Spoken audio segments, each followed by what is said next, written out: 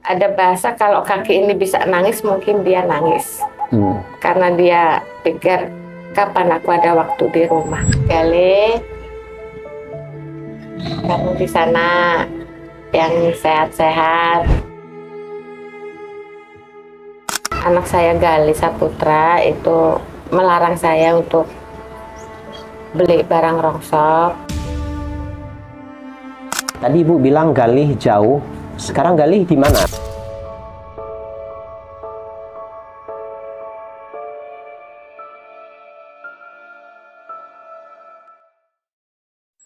Assalamualaikum warahmatullahi wabarakatuh. Selamat datang di Detik Asa dalam aksi nyata berbagi rasa, menebar asa.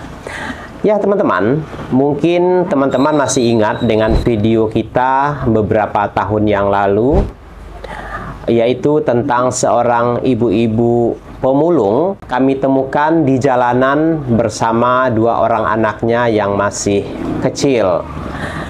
Nah, pada saat itu kita mencoba mengajak berbicara, mempertanyakan tentang ibu ini.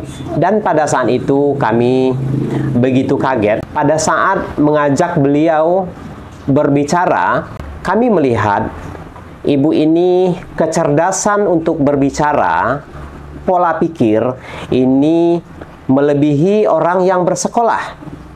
Nah, pada saat itu saya pikir seorang pemulung, kalimat yang dia keluarkan ya apa adanya. Tetapi lain hal dengan ibu ini. Dia mengeluarkan kata-kata yang begitu baik, begitu bijak. Nah, pada saat itu kita begitu tertarik dengan pola pikir beliau. Beberapa tahun berlalu, kita kembali mengunjungi Ibu Fatimah. Nah, sekarang saya sudah bersama dengan Ibu Fatimah.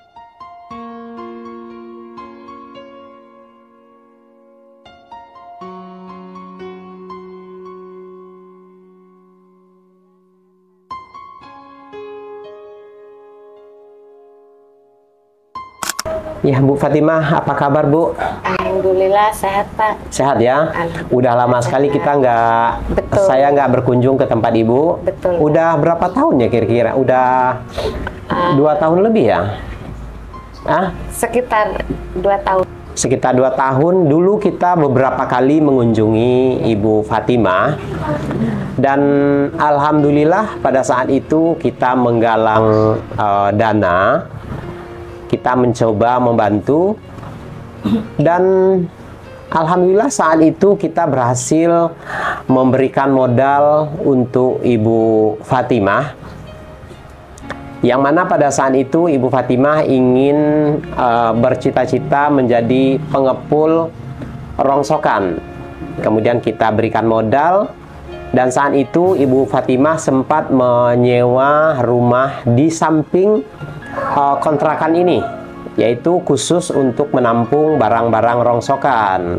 Nah, sekarang kita penasaran nih, seperti apa bisnis Ibu Fatimah sekarang ini?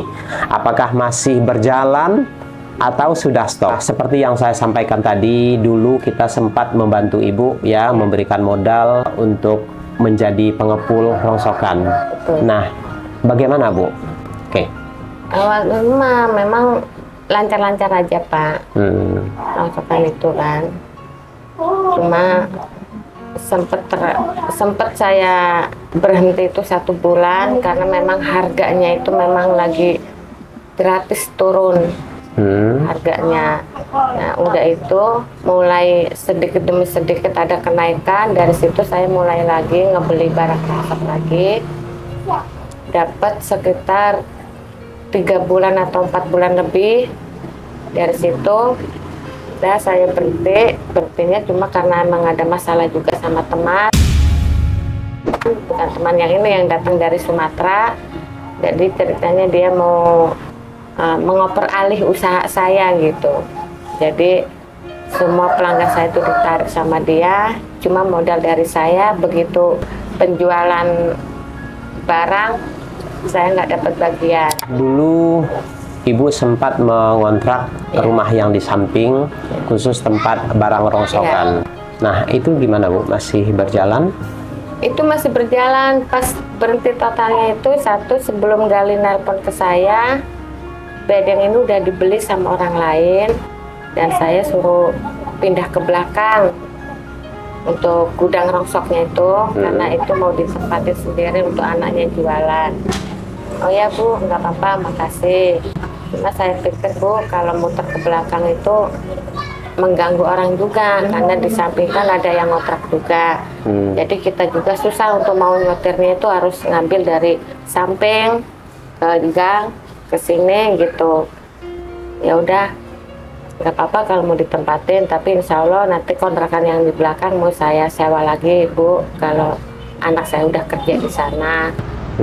Kalau bisa mah ya jangan dikasih ke orang dulu kontrakan yang di belakang.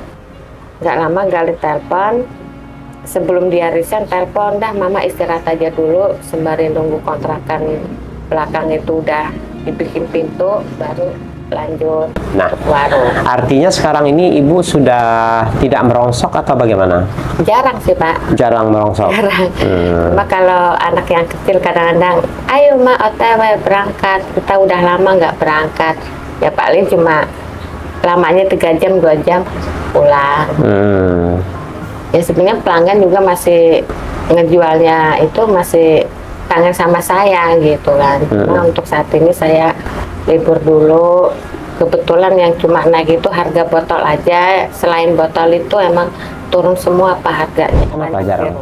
Nah, anak saya Gali Saputra itu melarang saya untuk beli barang rongsok. Sementara waktu istirahat dulu. Jadi ya ada kekhawatiran juga kalau saya terlalu capek, namanya dia udah jauh sekarang kan.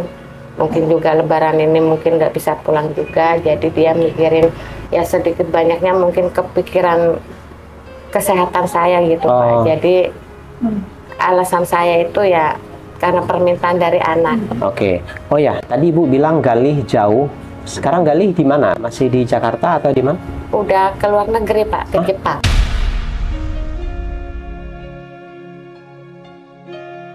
Oh, udah dapat.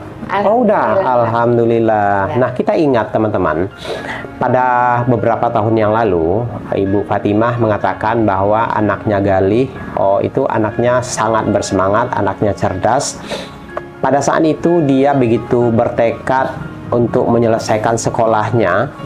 Kemudian dia selesai sekolah SMK dengan perjuangan yang begitu berat. Ibu menyekolahkan Gali. Sungguh berat ya, karena ibu ini single parent ya. Nah, pada saat itu begitu Gali selesai sekolah SMK, Gali bekerja di Tangerang. Nah, pada saat dia bekerja, dia punya cita-cita ingin bekerja di Jepang. Nah, saat itu dengan tekad dia ingin bekerja di Jepang, dia sempat kursus ya Bu ya, kursus bahasa Jepang. Pokoknya apapun yang berbau Jepang dia tekuni.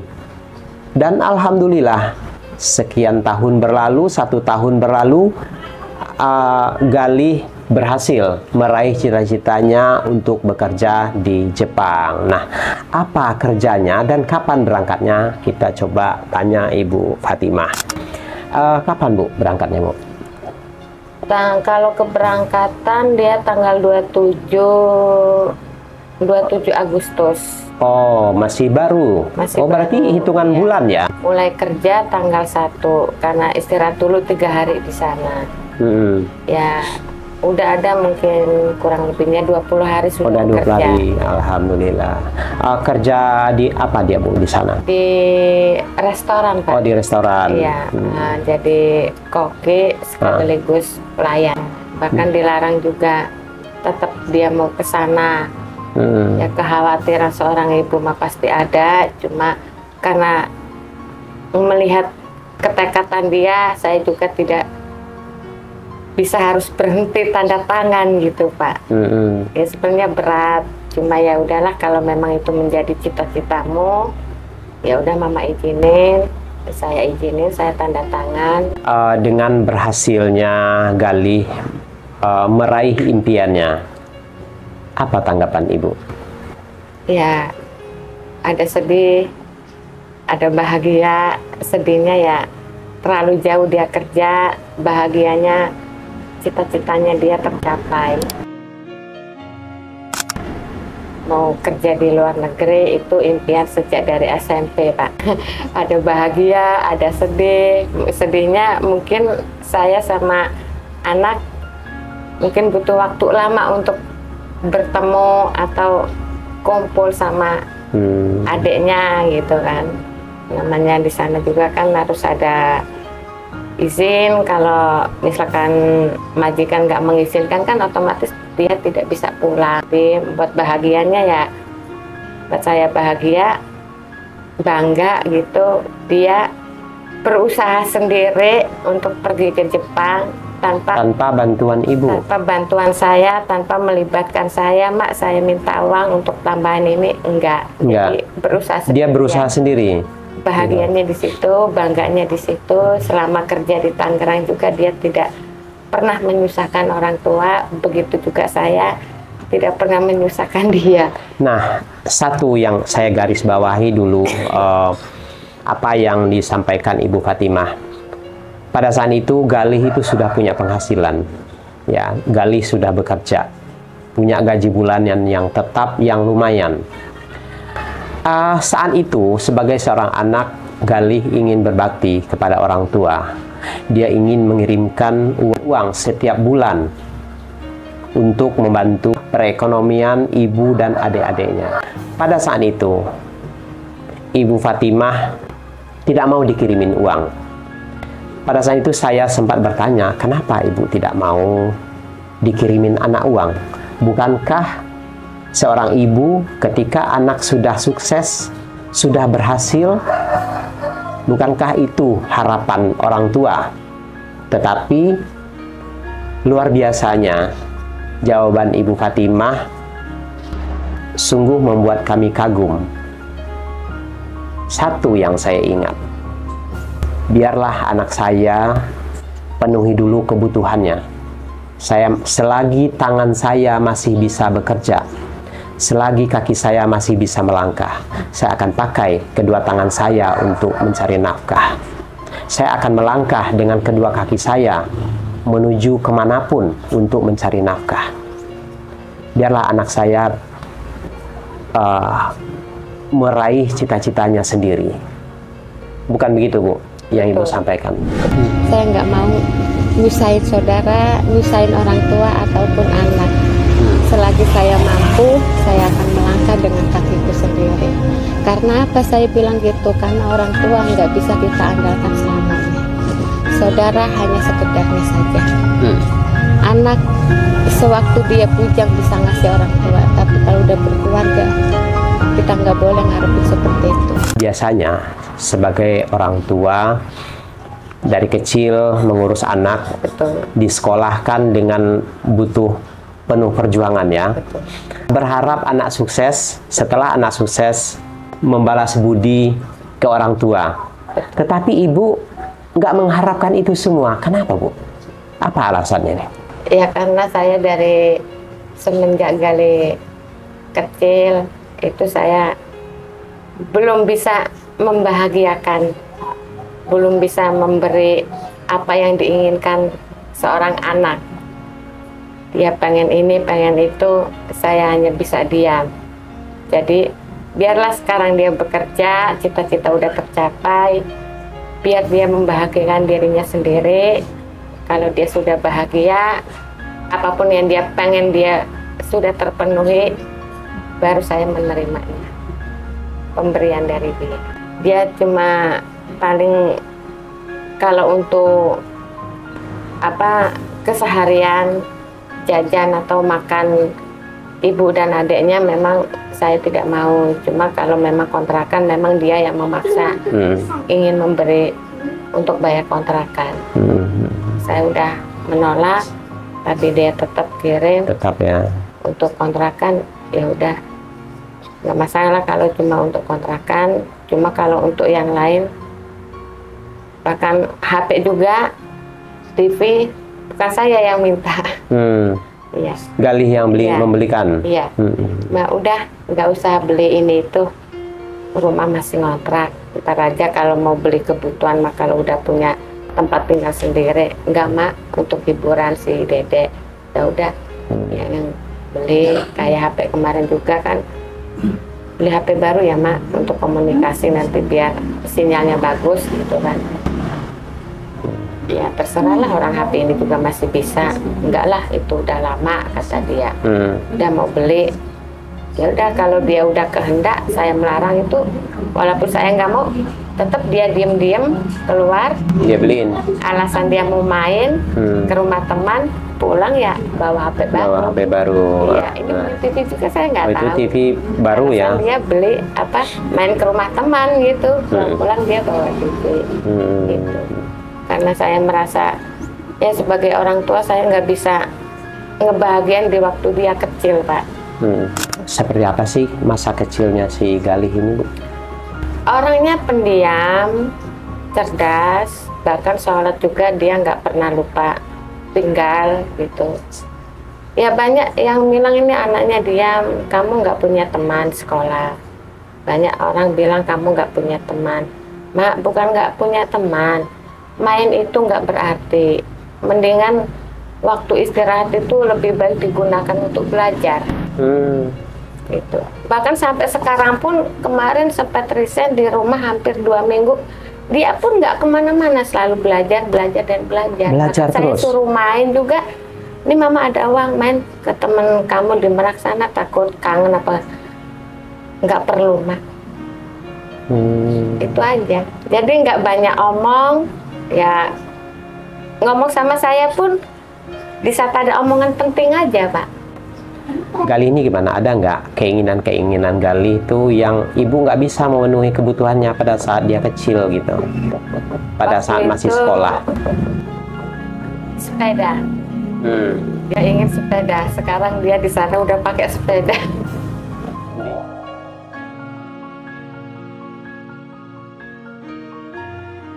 Dia kerja pakai sepeda. Kerjanya pakai sepeda. Oh, di Jepang. Iya. Ya, ini luar biasa loh Galih ini. Kenapa saya bilang luar biasa? Dia pingin sepeda pada saat kecil itu tidak tercapai, tetapi itu terekam di ingatan dia. Satu lagi, Galih ingin bekerja di Jepang, dan itu sudah terekam di alam bawah sadarnya. Dengan tekad yang kuat, secara tidak langsung, karena itu sudah masuk di alam bawah sadar, itu semua tuh tercapai. Apa yang dia pikirkan itu akan menjadi kenyataan. Jadi bangga ya Bu ya, punya anak yang seperti itu. Enggak, ya bangganya sih nggak pernah menyusahkan orang tua, Pak. Ya sedihnya di situ, nggak pernah selama dia kerja, Mak minta duit beli kotak atau apa, ya saya mah pengen dia nelpon tuh beli kotak mak atau itu enggak sih. Nggak pernah nyusahin. Nggak pernah nyusahinnya, itu yang buat ibu bangga gitu ya dengan Galih itu ya. Saya bahkan nggak tahu nih wajahnya Galih ini, saya nggak tahu karena memang nggak pernah bertemu dengan Galih. Tapi dengan obrolan, dengan profil yang Ibu Fatimah sampaikan, saya sudah bisa membayangkan seperti apa anak ini. Jadi memang seorang anak yang membanggakan. Gimana Bu dengan bapaknya, Bu? Nggak ada kabar, Pak. Nggak ada kabar? Nggak.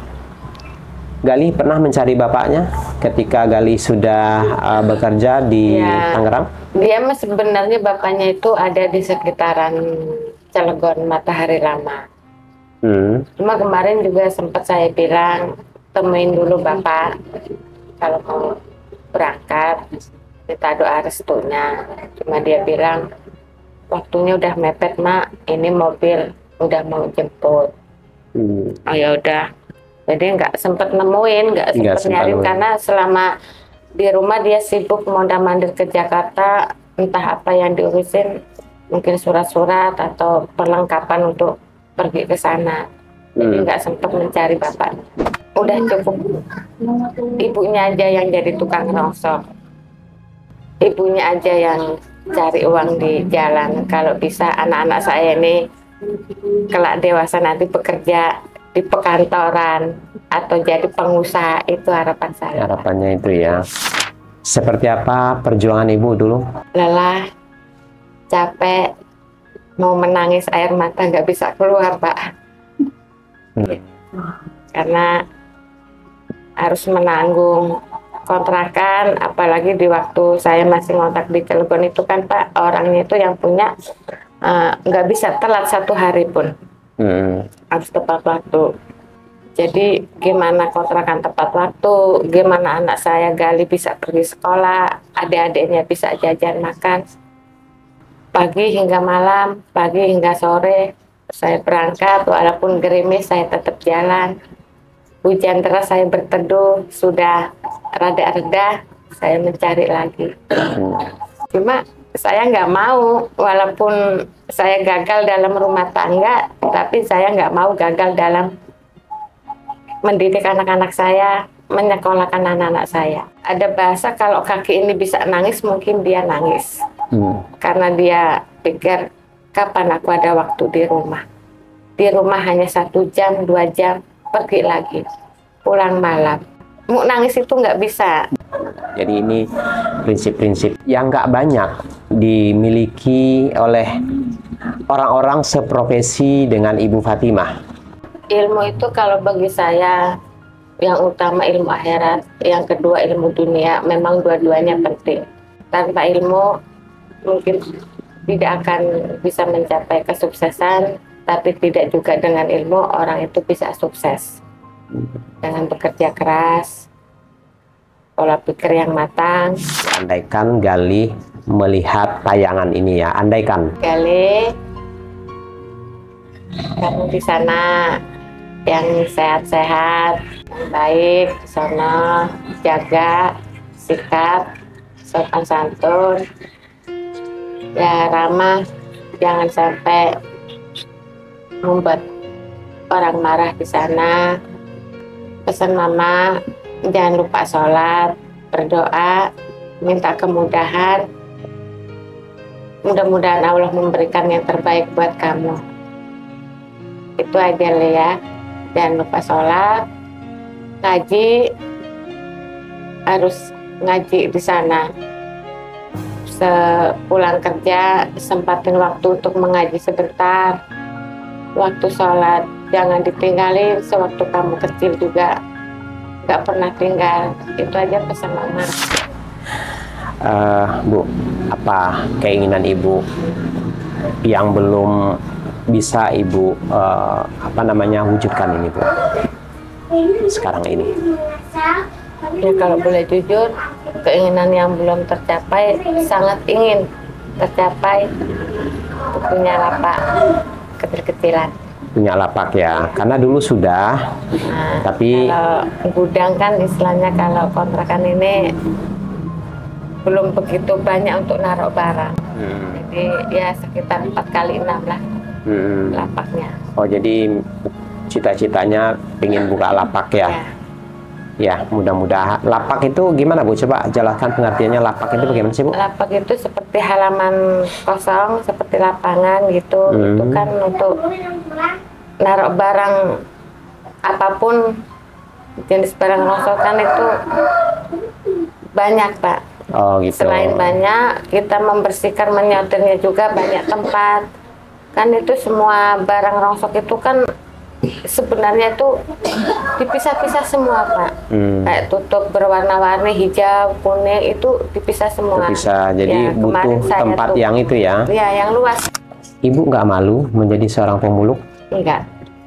Kenapa? Karena mencari nafkah itu dengan memulung, karena satu, saya tidak punya keahlian dalam bidang bekerja di rumah tangga ataupun di tempat yang lain. Dulu waktu Gali kecil memang saya pedagang asongan di Pelabuhan Merak, itu sekitar lebih dari 15 tahun. Nah, setelah udah acak-acakan sama bapaknya, baru saya beralih ke rongsokan. Karena menurut saya memulung itu suatu pekerjaan yang mulia. Jadi memang banyak cibiran bahwa pemulung ini dinilainya hina. Kenapa? Karena melihat dari pakaian yang kotor, baju yang kotor, celana yang kotor gitu kan. Jadi mereka menganggapnya seperti itu. Cuma kalau saya boleh balikin lagi, tidak mungkin seorang pemulung mau memakai baju kantor. Begitu juga orang kantor tidak mungkin mau memakai baju mulung. Jadi menyesuaikan. Menyesuaikan dengan pekerjaan, dan jangan mudah untuk menilai orang dari luarnya atau dari pakaiannya, karena pakaian itu menurut saya itu sama aja. Malu kalau mau bilangnya, Pak. Gimana coba? Ya ada sih yang kemarin itu ada yang berkomentar. Gimana? Berkomentar di lihat YouTube saya. Oh, di video. Gimana, Bu? Cuma ada komentar agak sedikit. Ya kalau pribadi saya sedikit agak gimana ya? Terlalu menghina lah. Gimana? Jadi komentarnya seperti ini. Itu mah udah hal biasa. Semua yang saya lihat pengemis itu memang sengaja anaknya ditidurin biar banyak yang kasihan. Mungkin sebagian formalitas membawa anak. Mungkin juga memang dia benar-benar anak itu tidak ada yang menjaga.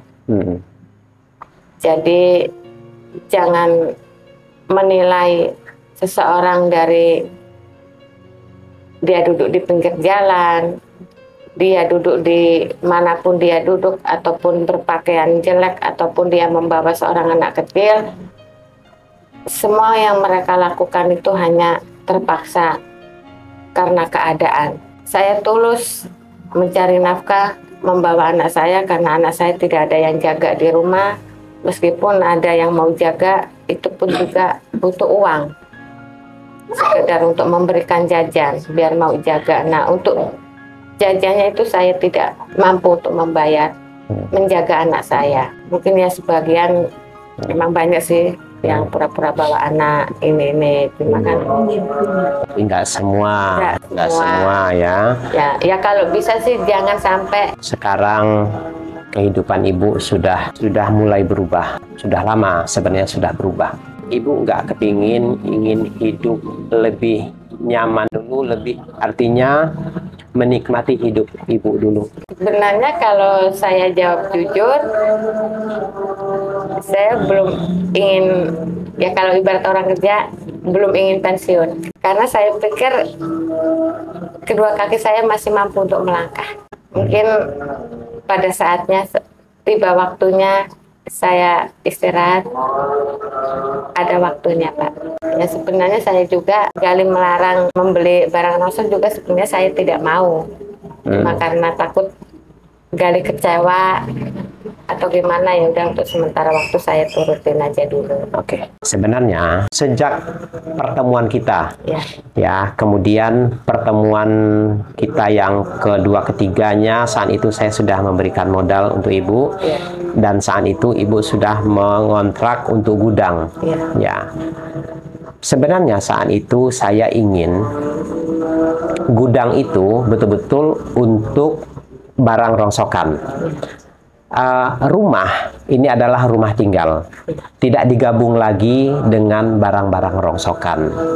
Tetapi saat itu saya agak berat untuk mengatakan itu ke Ibu, ya. Enggak apa-apa, Pak. Nah, untuk kebaikan. Maksud saya, ini Ibu tinggal di dalam rumah yang saya pikir tidak terlalu besar.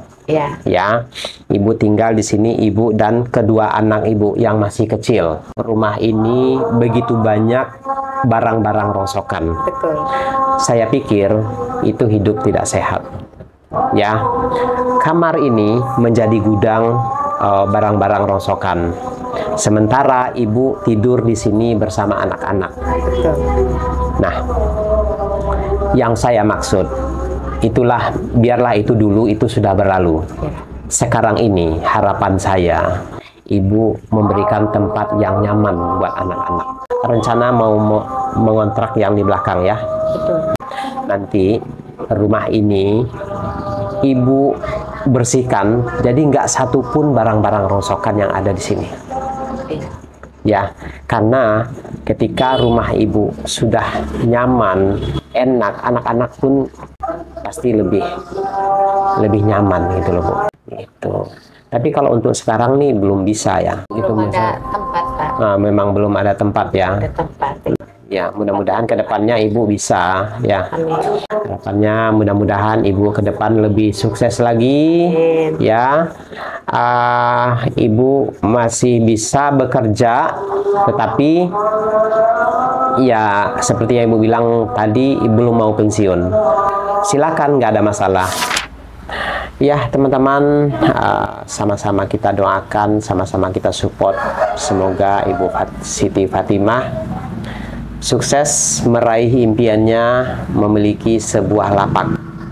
Ya, karena sekarang beliau sudah sukses mengantarkan anaknya, menyekolahkan anaknya, yang akhirnya berhasil juga mengantarkan anaknya ke Jepang, bekerja di Jepang. Ibu sukses terus ke depannya, semoga Ibu sehat selalu. Teman-teman, terima kasih sudah mengikuti perjalanan kami kali ini. Akhir kata, wassalamualaikum warahmatullahi wabarakatuh.